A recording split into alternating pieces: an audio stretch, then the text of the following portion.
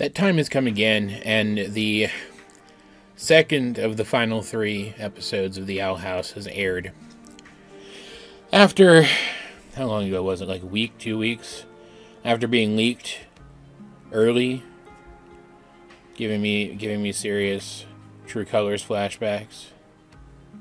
Disney just doesn't care about its shows, especially the ones that it's already decided to wash its hands of. It makes me so angry. But aside from seeing a few images here and there, I did manage to avoid spoilers and come into this episode with a fresh pair of eyes, and I'm glad I did. It was pretty good. Still bittersweet, because now there's only one left, right? But I still enjoyed the experience of watching this. Watched it for the first time with you guys in a stream. No, there is no footage in the video. You have to find the footage yourself somewhere if you want to watch with us, but the VOD is up. I'm fairly certain. I got a message earlier. I didn't read it, but the only thing it could have been was them letting me know that the unfair copyright claim against the video had been overturned. So it should be up now if you guys want to watch it. It's actually in 2 parts. I had to restart the stream.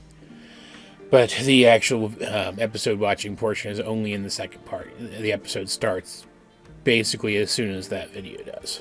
Yeah, it was an ordeal, but it was fun. We had fun. And already going into this review, I already know I'm not going to have as much to say about this one as I did thanks to them.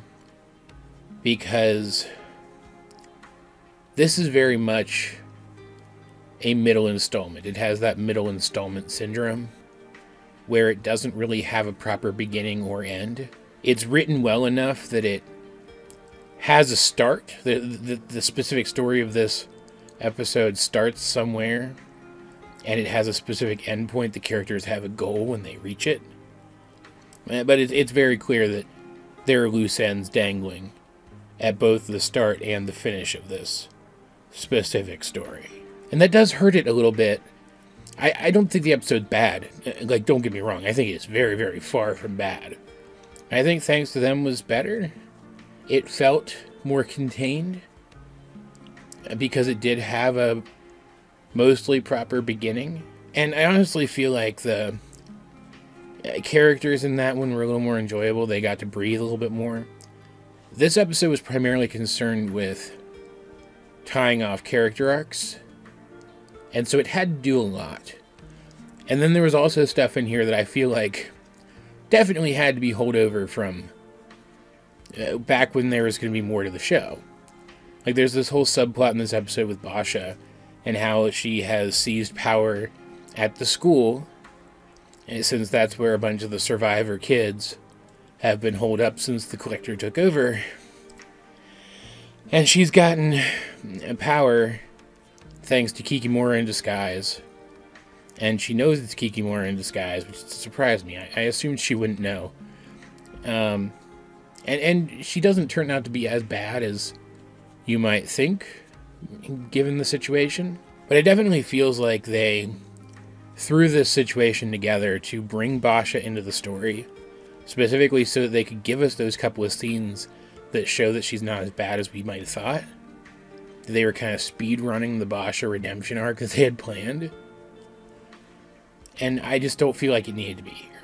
As much as I love to dislike Basha, and as much as I think it's cool to see her get a character arc, it's like if you guys knew Miraculous Ladybug, she kind of reminds me of the character of Chloe over there, who is my favorite character in the show, because I'm a terrible person.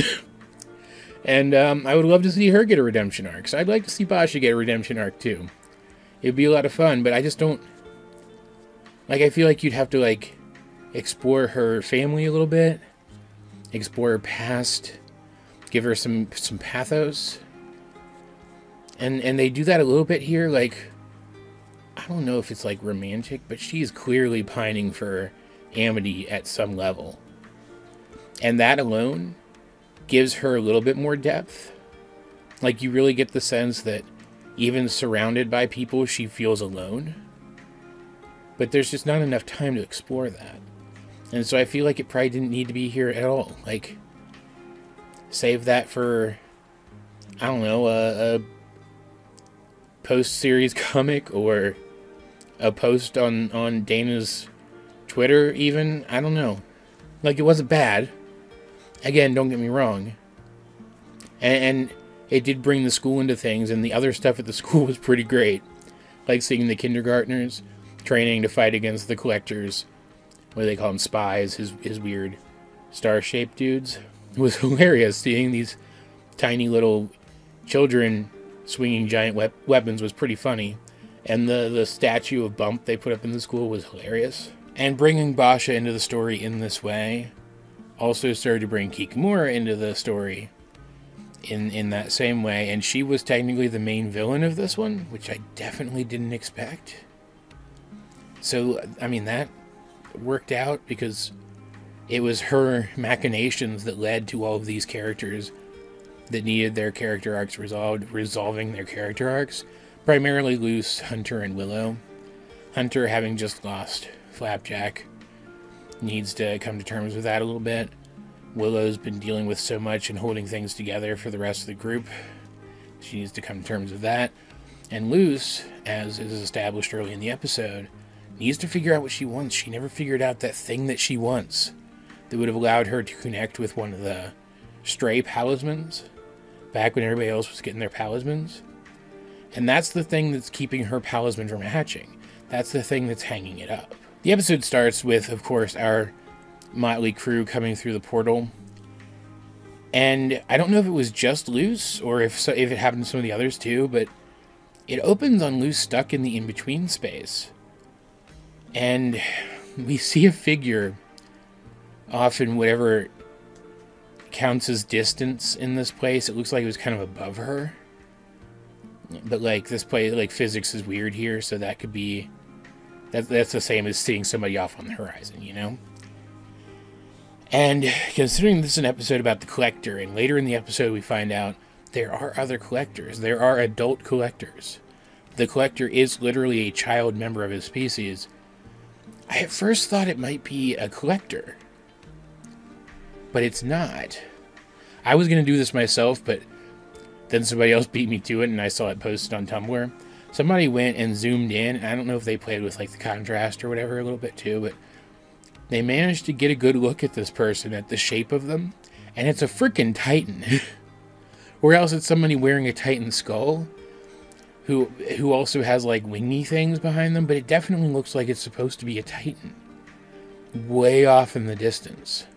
Stuck in this in-between place. And I have no idea where they're going with that. But that is so interesting. And it also means that this mysterious figure doesn't come out of nowhere, because the Titans have been set up since basically the start of the show. But then Luce is pulled through by the others back to the Boiling Isles, and they come through exactly where we all knew they were going to come through. That stone arch behind Ida's family house. The stone arch, there's like a fence gate in it, right next to where she found the portal to Earth. I mean, I don't know why I find it... I still find it exciting when they reconfirm the connection between Ida's family and the Widbanes. Because it's so confirmed at this point. But this was a theory for so long, I guess, that it's just exciting to see it get reaffirmed, you know? We were so right about this. We picked up the clues so well. Because they left them so well. From there, they head into the Boiling Isles proper. And Camila, like, every few minutes and throughout the entire episode is reacting to one or more of the horrifying things here. And it's so funny. It's one of the best parts of the show. Not going to dwell on each time it happens, but it starts here and it's pretty great. But everybody else is happy to be back. Luce is not, though. She still plans to go back to Earth and stay there next time she goes back. She, like, I think they even call it out in the episode, she's just trying to make herself sad. I mean, she's a teenager, of course she is, but she is so out of touch with what she wants that she is trying to make the other people around her happy, but in the way that makes her the most miserable, because she probably feels like she deserves to, honestly. Because, like, she ran away from home. She lied to her mom, you know? she's dealing with a lot. It's interesting, and it stems directly from what was going on in the previous episode. The dialogue at the end of the previous episode, preceding her going back through the portal, did not actually solve the problem, and nobody, even her mom, even including her mom, knows how to help her. Like Amity tries, she finds Luce laying in Ida's nest, trying to figure out why her talisman hasn't hatched yet. And they talk a little bit. But what it comes down, it really comes down to Luce is the only person who can answer this question. Let's just go ahead and follow this character thread to its end point, since we're pretty deep in it already. Let's just tackle each of the character threads separately, I guess. I love that it's her mom who helps her realize it. Camila finally admits to Luce all of the things that she was afraid of for Luce and why she pushed her to be more normal, and admits that she's a nerd. She's like Luce more than Luce ever realized. We knew that because we picked up on the, I can't remember what it's called in universe, the Star Trek stuff in her basement. And it was played very much for comedy in that previous episode, but here it's a major point of dramatic payoff. Her mom just starts living her best nerd life in front of Luce to inspire her, and they make this connection. And just like would be true for anyone else in Luce's situation, who has to come to that epiphany themselves, but before it seemed like the most elusive thing ever. I never would have guessed the exact shape that this scene would take, but then once it happens, once Luce has that moment of enlightenment, and she says it, it makes so much sense. All she's ever wanted is to be understood. And I'll admit, I teared up a bit as she came to that revelation in a beautiful scene. And in the midst of fighting against Kikimora and her dumb robot. And then her talisman hatches. And at first it's amorphous, so it's just an amorphous blob of energy. But it allows her to fight, and she's powerful. Her talisman is strong. So strong. And in the end, it coalesces into Stringbean, what she calls a snake shifter. Which its primary form is this little stubby, snaky looking guy. But then it can digivolve into a bunch of other things. And I love it. I love it a lot. It's perfect for her. It's just as cute and dangerous and chaotic as Luce herself can be. Meanwhile, you have Hunter trying to put up a strong face and remain serious so that he doesn't have to become vulnerable enough to think about what happened to Flapjack. And this coincides specifically with Willow's character arc, where she's been having to hold things together for herself to keep everybody else together. She's kind of become the de facto leader of this group. And then they come to the collectorified Boiling Isles, which is like a marginally more terrifying version of Mableland from the end of Gravity Falls, where the collector has turned basically everybody into toys, using, again, what looks like glyph magic, putting little moon glyphs on their heads to turn them into toys, so that he can literally set them up in different parts of the Boiling Isles for him and King to swoop in and play through some fantasy adventure based on one of the lessons that Luce learned over the course of the show. And Willow sees her dads, or one of her dads. Was it both of them or one of them? I don't remember. She sees at least one of her two dads in toy form, and she was already kind of barely holding it together anymore anyway, because it's just been such a long time. And this is a breaking point for her, and so the same anxiety-driven loss of magical control that happened to Gus back in Labyrinth Runner starts to happen to her, which I'm gonna toot my own horn for a second, further supports my theory that these kids are attuned to like the primal version of some aspect of the Titan's magic, because when that happened with Gus, it triggered illusions, and when it happened with Willow, it triggered plants. And those are their specialties, but those are not, like, inherently the only kinds of magic they can do. They could theoretically do other kinds of magic, so if it was like they were losing control and doing magic by instinct, other magical effects should happen unless there's something special about this effect, right? But the same kind of thing starts happening, and she manages to kind of rein it in for the most part. But during the fight with Kikimora, as the groups get split up, she starts to lose control, and her vines are literally about to crush Gus, and they're about to crush Hunter. And he realizes he can't stand seeing her that way. So he opens up and allows himself to become vulnerable.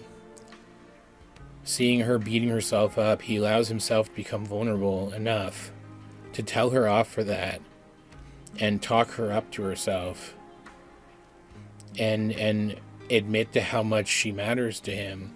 There's no, like, I love yous or anything, but it's clearly like Huntlow's a thing. It's just canon now.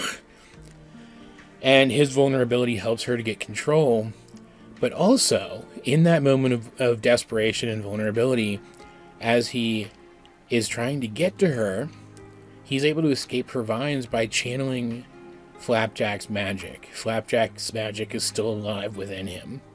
He has Palisman magic now, which means Flapjack is still there with him, even though he's gone.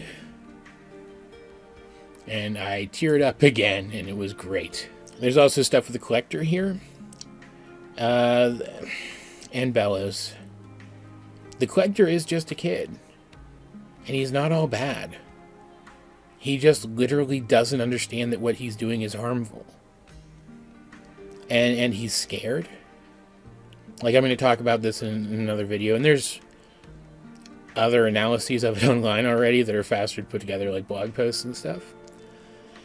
At first, like, we see this big book. The Collector has King read him a bedtime story out of this big book of tablets. And it's a book about the Collectors as a species.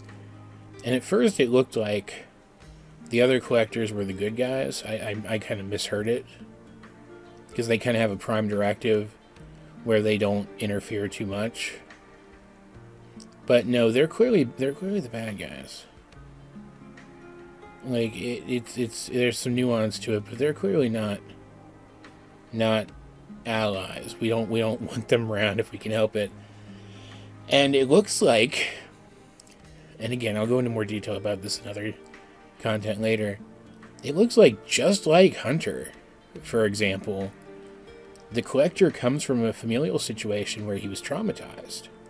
And that's what he's hiding from now, and that's what's like his inability to deal with that is what's keeping him from recognizing what he's doing wrong now. And Bellows comes through, and his body's falling apart, and he needs a new body. Like, he's falling apart mentally as well as physically, seeing the literal ghosts of his brother and all of his brother's clones that I imagine are representations of his guilt, but we'll find out more about that in the next episode. Mostly his body's falling apart. And so he goes to the Collector's castle in the sky and takes over one of the toy bodies of one of the people in the Collector's collection. It just happens to be Rain, which sucks. And he starts trying to worm his way back into the Collector's good graces by pretending to be Toy Rain, brought to life by the magic of the Collector's kindness or some absolute bullshit like that. And as King has been playing with the Collector, trying to keep him in line, he's also been working with Ida and Lilith to try to figure out how to stop the Collector. And they do that same scene that's in everything, where the Collector spies on them, overhears what they're saying, and only hears part of the conversation. So he hears them talking about how they have to defeat him, and they have to do even more than just lock him away again, because that didn't work. But he doesn't listen long enough to hear King say that essentially the Collector is just like him, that he's just a kid, and that they want to help him. And he knows that Luce is here, and he's very jealous of Luce. He's very jealous of King's real sibling. Real adopted sort of sibling, I guess. You know what I mean. because their bond is more real and less based on existential terror. And so that sets up the conflict for the next part.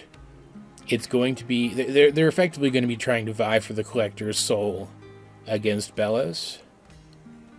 And, like, I said this in the stream, you kind of know what shape the final episode's going to take. Like, all of the main story beats, all the main character-based story beats, aside from the stuff directly pertaining to the Collector, are done. You don't really have to worry about that stuff anymore. Everybody's kind of reached their final form otherwise. The Collector is clearly a victim. They're clearly going to try to redeem him in some way, and Bellows is clearly going to be the final boss. And maybe other Titans or other Collectors might come into this, because Titan magic can nullify Collector magic. That's a thing we learned in this episode. So we kind of know what's going to happen. It's going to be the specifics of it that surprise us. And I imagine it's going to be spectacular, because when this show wants to look good, when it wants to have good action, it pulls it off every single time. So I imagine it's going to be a fantastic episode, like, spectacle-wise. But I kind of worry story-wise it's going to be the weakest of the three.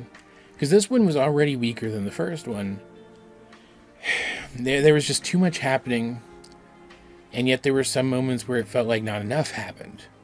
Like with Basha, or like with Bellows just being able to yeet himself up to the Collector's palace, despite the fact that the Collector has these floating alien drone things everywhere, and get inside with nobody seeing him.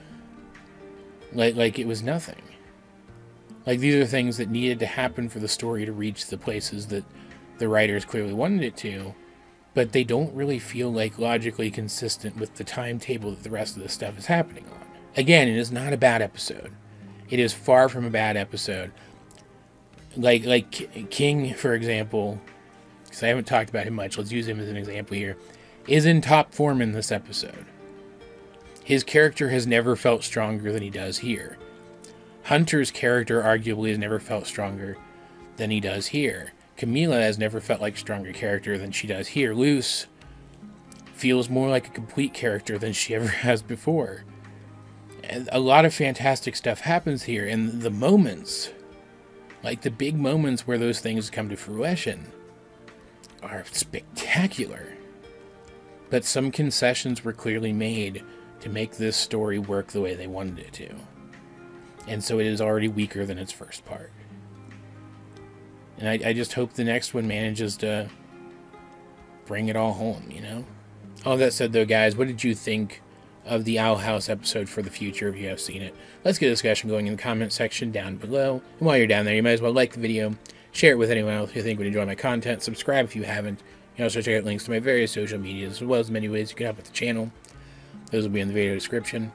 But either way, this has been AJ22, and I will talk to you guys later.